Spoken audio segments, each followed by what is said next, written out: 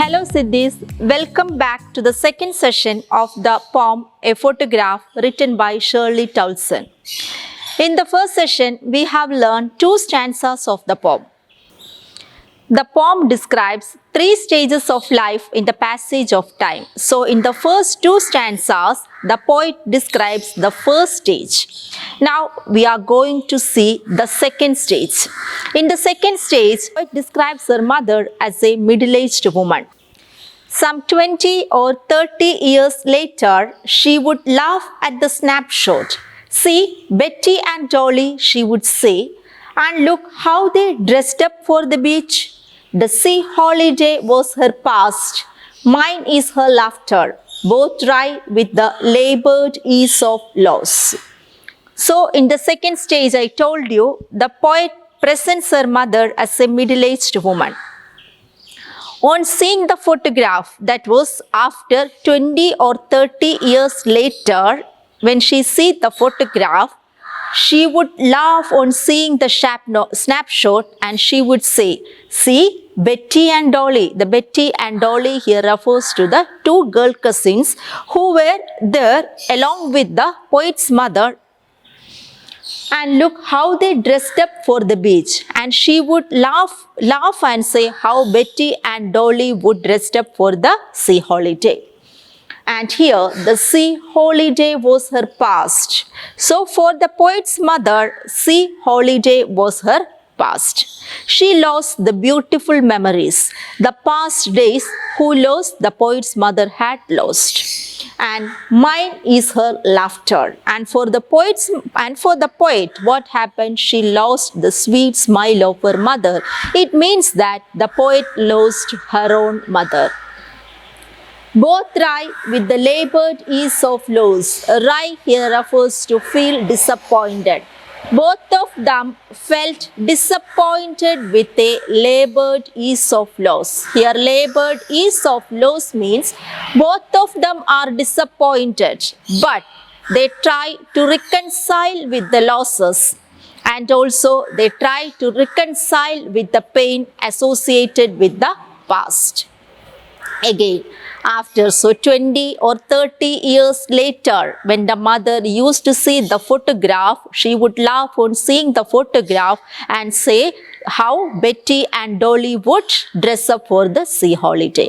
But on seeing the photograph, the mother felt very disappointed because she lost the beautiful memories and she also lost her past days associated with the sea holidays. And for the poet, she lost her mother's sweet laughter. What does it refers to? The poet lost her mother. That now the mother is dead. Both Rai with the labored ease of loss. Both felt disappointed with their losses.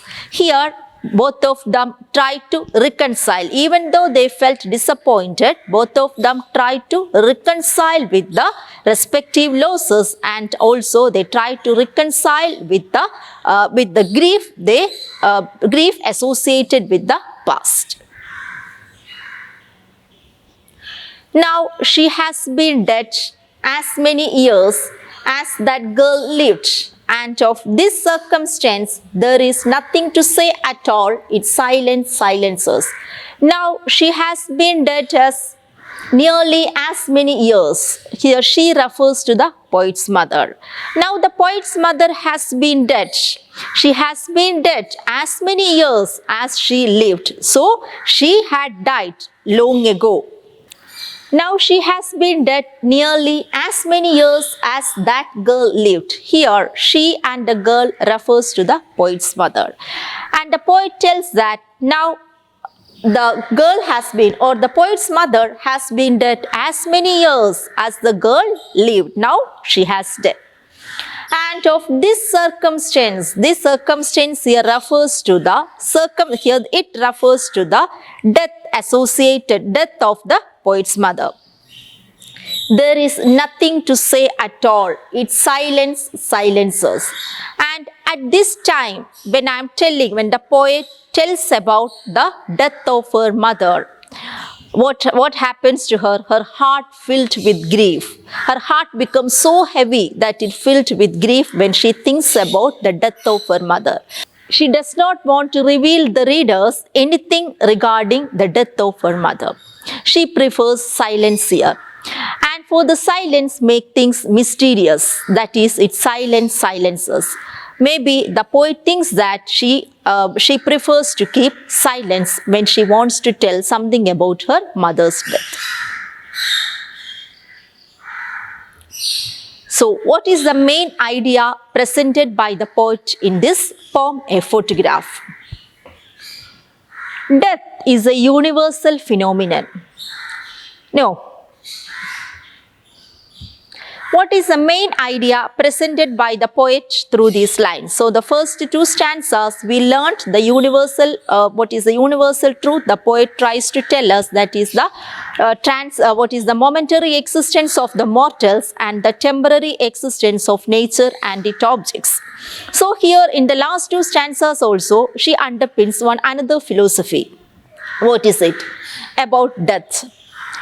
Death is a universal phenomenon. It is the law of nature. Here, death can numb you and leave you at a loss of words. The finality of death and the loss cannot be expressed in words. It is very difficult for us to express something in words when we are in grief or when we are very much affected by the death of our loved ones. We cannot express it in words. That is why our heart is filled with grief and pain at the time. Death can silence you and leave you speechless. That is, it silences. So when the poet tells about the death of his mother, she prefers to keep silence because she cannot express it in words. She was feeling so painful that she could not express anything here. The mother missed her past and find it amusing. And the daughter missed her past with the mother. Mother, on seeing the photograph, felt very disappointed because she lost her sweet laughter. She missed those beautiful days while she was spending in the beach along with her girl cousins. But for the poet, she lost her own mother. She lost her own sweet laughter. The time she spent with her mother when she was alive. The poet can only remember the time she spent with her mother when she was alive. The word transient feat also has a special significance here. They show how transient, temporary and human life as it is compared to nature.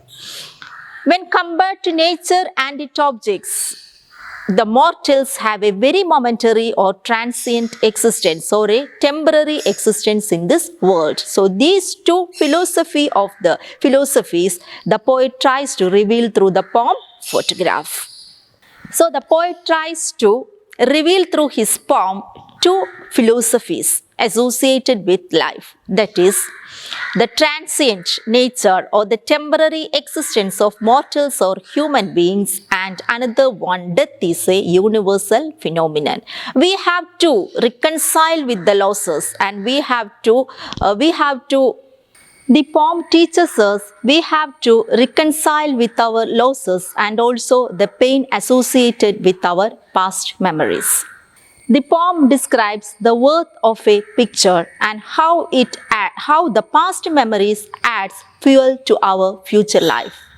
So we must move on despite all these things because time is a great healer.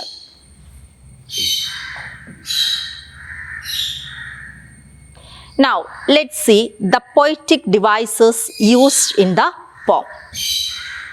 The poetic device, the first one is alliteration. Here, stood still to smile. See yes, it is repeated there. Stood still and smile. Next one, labored loss. The word here, labored loss. Here, another alliteration used here. Then oxymoron, that is labored ease of loss. Oxymoron is used here. What is oxymoron? Oxymoron meaning the word having opposite meanings combined together. So labored ease of loss. Here labored here refers to some hard works and the ease of loss it is. So the two words having two opposite meaning combined together, and here the poetic device is oxymoron. Next one, transferred epithet. Here, terribly transient feat. So here the transferred for the terribly transient feat, the poetic device, transferred epithet is used here. Here the feat is qualified as transient. Then allusion. Here the allusion here, the word cardboard frame.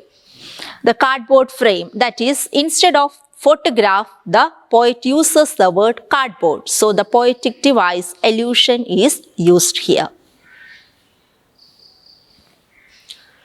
So we have learnt the 4 stanzas of the poem, the photograph, and the main idea of the poem. The poet underpins the 2 philosophies of life, that also we have learnt that death is a universal phenomena, and also the poet contrasts the temporary existence of mortals with the permanent existence of nature and its objects, and how we have to reconcile with the losses, and how we have to move on and reconcile with all the grief and pain associated with our past memories.